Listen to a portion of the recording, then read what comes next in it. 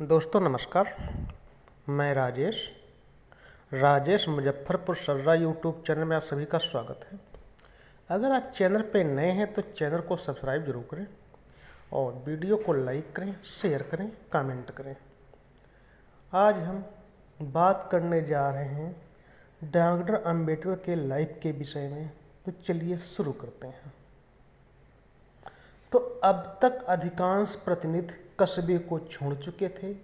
उपद्रवी पंडाल में प्रतिनिधियों पर झपट पड़े, उनके खाने को मिट्टी में गिरा दिया, उनके बर्तनों को तड़ातड़ तोड़ने लगे और उन्होंने कुछ प्रतिनिधियों को उनके यहाँ जाने बिना ही क्या हो गया बुरी तरह पीटा। पंडाल में पूरी अस्तव्यस्तता थी। अब तक रूढ़िवादी अपना विवेक खो चुके थे, अब वे अपने होश खोने के लक्षण दिखाने लगे। अछूत बच्चे, महिलाएं और प्रतिनिधि के जो महाद की गलियों में टहल रहे थे, इस घटना में अचानक मोड़ आ जाने से भयभीत थे। उनमें से रास्ता भटक गए, व्यक्ति को पीटा गया, उन्हें शरण के लिए दौड़कर मुसलमानों के घरों में जाना पड़ा। स्थानीय मामलातार और पुलिस अधीक्षक जो उपद्रव को रोकने में असफल रहे। इस मामले में शाम के 4 बजे यात्री बंगले में गए, जहां की सम्मेलन के दिनों में डॉक्टर अंबेडकर उनका दल ठहरा हुआ था। डॉक्टर अंबेडकर ने अधिकारियों से कहा, आप अन्य लोगों को नियंत्रित कीजिए, मैं अपने लोगों को नियंत्रित करूंगा। और वह अपने 2 या 3 लेफ्टिनेंटों सहित शीघ्रता से घटनास्थल पर गए। गली में उपद्रवियों के एक दल ने उन्हें घेर लिया, परंतु उन्होंने शांतिपूर्वक उन्हें शांत करने की कोशिश की और कहा कि उनकी ओर से मंदिर में प्रवेश करने की ना तो कोई इच्छा है और ना कोई योजना। वे आगे गए, स्थिति को स्वयं देखा और बंगले में वापस चले गए। इस समय तक अछूतों से लगभग 20 व्यक्ति गंभीर रूप से घायल हो गए थे। एक डॉक्टर को बुलाया गया और वे आए। उन्होंने उनके असामयिक साहसिक कार्य के लिए उनका उपहास किया और उनके घावों पर मरहम पट्टी की। तत्पश्चात उपद्रवियों ने मुख्य गलियों की गश्त लगानी शुरू कर दी और दलित वर्गों के उन सदस्यों पर हमला करना शुरू किया जो छुटपुट टोलियों में अपने गांव को जा रहे थे। परंतु उनके व्यवहार का सर्वाधिक निंदनीय भाग यह था कि उन्होंने अपने अनुचरों को संदेश भेजे कि वे अपने अपने गाँव में सम्मेलन के लिए प्रतिनिधियों को दंडित करें। इस आदेश के पालन में अनेक महार स्त्री पुरुषों पर उनके अपने गांव में पहुंचने से पहले या बाद में हमले किए गए। इसी बीच प्रतिनिधियों पर इस क्रूर हमले की खबर आग की तरह फैल गई और जब डॉक्टर अंबेडकर बंगले पर लौटे तो उन्होंने लगभग 100 आदमियों को उनके आदेशों का अधीरता से इंतजार करते देखा। उनकी आंखें अक्षरशः आग से दहक रही थी और उनके हाथ प्रतिशोध और बदला लेने के लिए बेचैन थे। तथापि उनके नेता ने शांति और अनुशासन का अनुरोध किया। कुछ देर तक निस्तब्ध चुप्पी पसरी रही, अन्यथा डॉक्टर अंबेडकर के एक भड़काऊ शब्द से महाद में खून खराबा और बर्बादी हो जाती। कस्बे, पंडाल और बंगले में अभी भी ठहरे हुए प्रतिनिधि की कुल संख्या से अधिक थी और वे गुंडों की खोपड़ियां फोड़ देते। अछूत में सैकड़ों ऐसे आदमी थे जो प्रथम विश्व युद्ध की युद्ध क्षेत्र लड़ाइयाँ को देख चुके थे, उनमें लड़ चुके थे और उनमें सक्रिय रूप से भाग ले चुके थे। परंतु उनके नेता के आदेश के आश्चर्यजनक अनुशासन बनाए रखा। उनके चेहरे पर हमलावरों के विरुद्ध कड़े हो गए। संघर्ष अहिंसक और संवैधानिक था। उन्होंने कानून तोड़ने की कल्पना नहीं की। इस प्रकार एक बहुत गंभीर दंगे को रोक दिया गया। शाम होने पर सभी प्रतिनिधि अपने अपने गांव को चले गए। डॉक्टर अंबेडकर ने अपना समर्थक अंतर्राव चित्रे सहित बंगला छोड़ दिया, क्योंकि वह उस शाम से एक सरकारी अधिकारी द्वारा बुक कराया हुआ था और वे पुलिस स्टेशन के कमरे में रहे। उन्होंने दंगे की पूरी जांच पूरी की और 23 मार्च को बम्बई वापस चले गए। पुलिस दंगा समाप्त होने के पश्चात घटनास्थल पर पहुंची। उन्होंने कुछ रूढ़िवादी दंगाइयों को अतिक्रमणकारियों के रूप में गिरफ्तार किया। 9 रूढ़िवादी हिंदू नायकों में से 5 को इन्होंने अत्यधिक साहसिक समझा गया था। बाद में 6 जून 1927 को जिलाधीश द्वारा 4 माह के कठोर कारावास की सजा दी गई। डॉक्टर अंबेडकर ने सच ही यह टिप्पणी की थी, यदि जिले में मुख्य अधिकारी गैर हिंदू न होते तो अछूतों के साथ निष्पक्ष रूप से न्याय नहीं किया जाता। उन्होंने कहा कि पेशवा शासन के अधीन उन्हें हाथी द्वारा कुचलकर मार दिया जाता। पेशवा शासन के अधीन अछूतों को दिन के कुछ घंटों के दौरान पूना शहर में प्रवेश करने की अनुमति नहीं दी जाती थी, और जब उनको दूसरे मौके पर आने की अनुमति दी जाती थी तो उन्हें थूकने के लिए अपने गर्दनों में मिट्टी के बर्तन लटकाकर शहर में जाना पड़ता था। द बम्बई क्रॉनिकल द्वारा महार सम्मेलन की रिपोर्ट। कोलाबा जिले के दलित वर्ग का एक अनमोल डॉक्टर बी.आर. अम्बेडकर बार एट लॉ की अध्यक्षता में वर्तमान माह अर्थात मार्च 1927 की 19 और 20 तारीख को महार में हुआ। दलित वर्गों की उपस्थिति में 2500 से अधिक थी और उनमें बड़ा उत्साह था, परंतु सम्मेलन में कार्रवाई में एक दंगे द्वारा गंभीर बाधा डाली गई, जिसकी जिम्मेदारी पूर्णतः महार कस्बे के उच्च वर्ग हिंदू निवासियों की।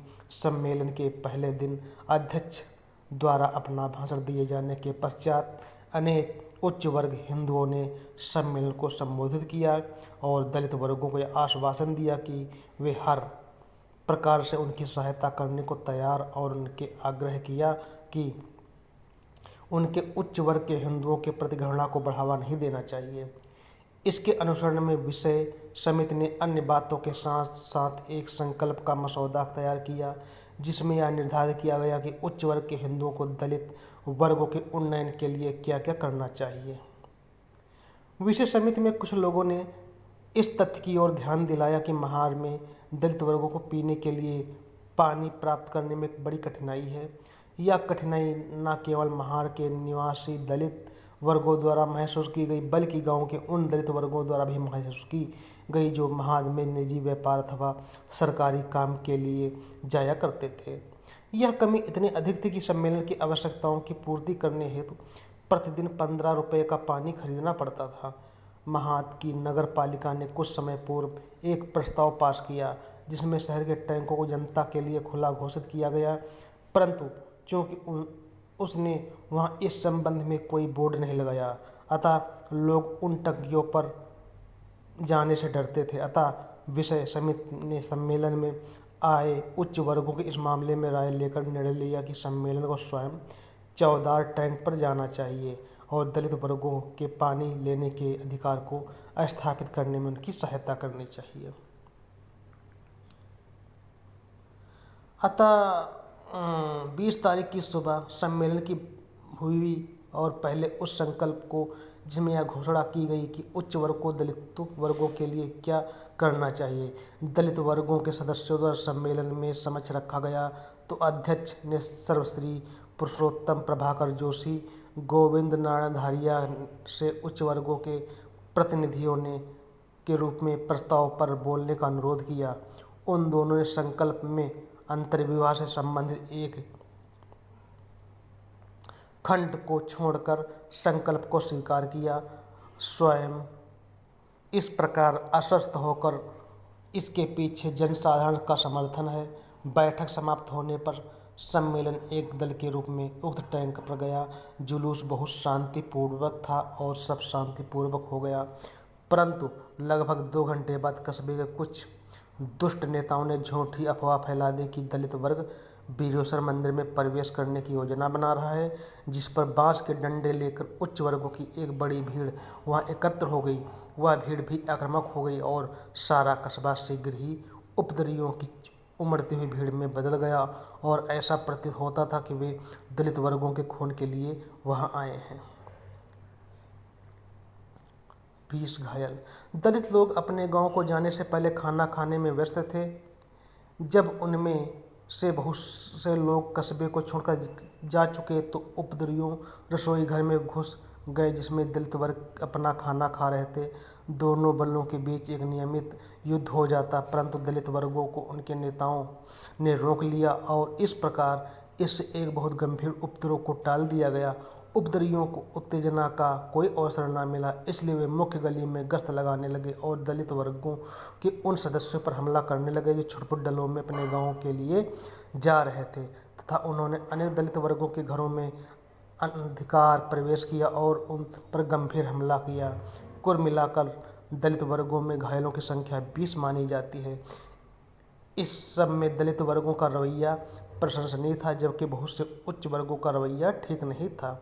वहाँ एकत्र दलित वर्गों की संख्या उच्च वर्गों से बहुत अधिक थी, परंतु चूंकि उनके नेताओं का उद्देश्य प्रत्येक बात को अहिंसक और नितांत संवैधानिक तरीके से करने का था, अतः वे दलित वर्गों की ओर से किसी भी हमले के प्रति कड़े हो गए। यह बात दलित वर्गों के पक्ष में बड़ा महत्व रखी है। यद्यपि उनको बहुत उत्तेजित किया गया, तथापि उन्होंने आत्मसंयम बनाए रखा। महान सम्मेलन में यह दिखा दिया कि उच्च वर्ग दलित वर्गों को ऐसे प्राथमिक नागरिक अधिकारों का उपयोग करने की अनुमति नहीं देना चाहते, जैसे सार्वजनिक जल साड़ी से पानी लेना।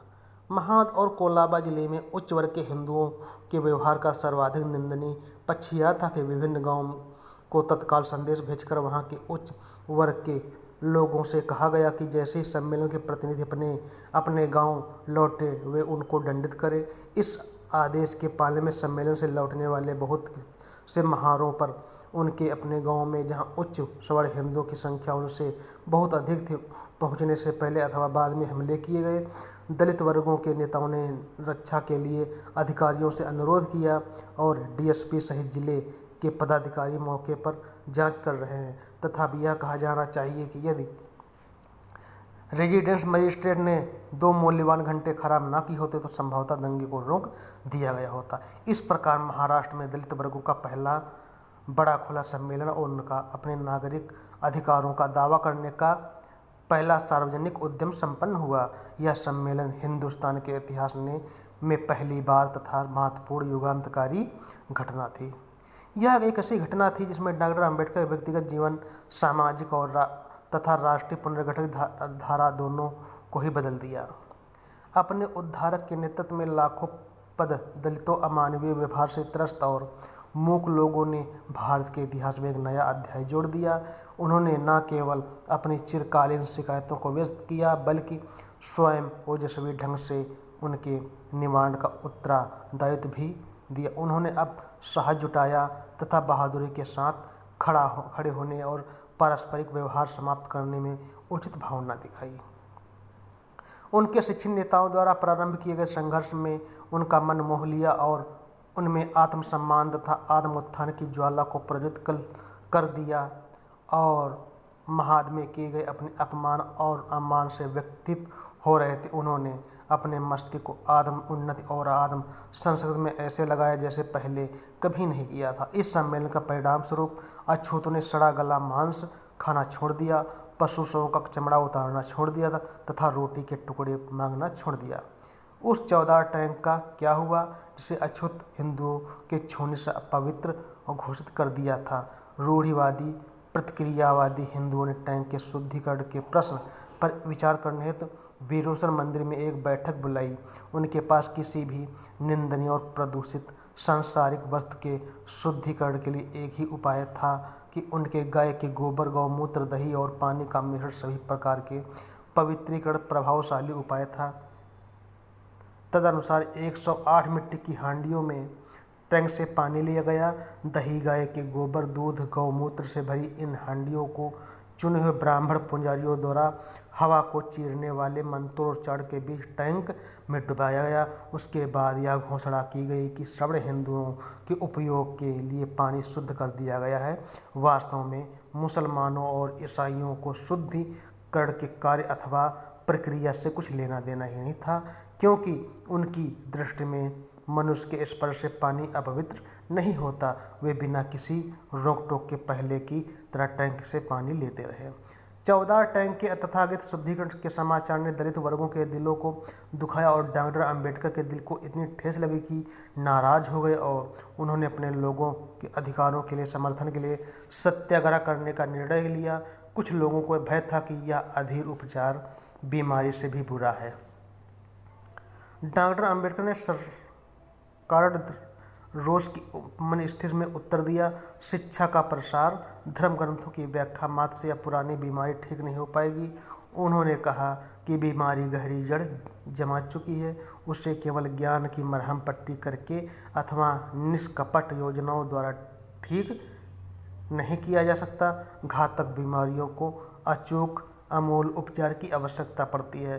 तदनुसार 26 जून 1927 को बहिष्कृत भारत या घोषणा की गई दलित वर्गों के वे सदस्य जो महान हिंदुओं द्वारा टैंक के शुद्धिकरण के अपने कार्य दलितों के सारे वर्ग पर लगे अपवित्रता के कलंक को धोना चाहते हैं और वो 14 टैंक से पानी लेने के लिए अपने प्रतिनिधियों पर किए गए हमले की निंदा करना चाहते हैं, अपने नाम बम्बई में बहिष्कृत हितकारी सभा के कार्यालय में लिखवा दे। घोषणा की गई सत्याग्रह उक्त संस्था के तत्वाधान में आरंभ किया जाएगा।